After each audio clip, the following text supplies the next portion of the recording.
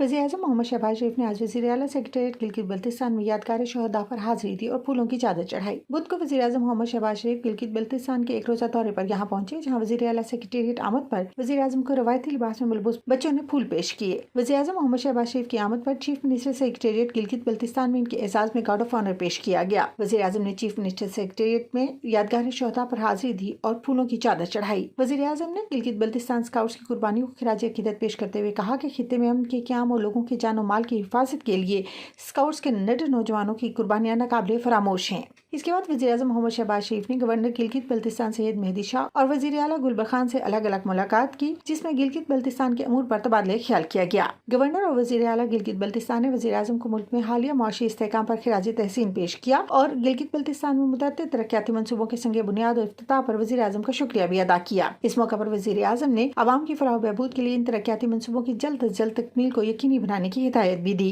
वज़ीर-ए-आज़म ने कहा कि वफाकी हुकूमत गिलगित बल्तिस्तान के अवाम की तरक्की और खुशहाली और फलाह बहबूद के लिए सरगर्म अमल है। वज़ीर-ए-आज़म को वज़ीर-ए-आला गिलगित बल्तिस्तान ने रवायती चोगा और टोपी का तोहफा भी पेश किया।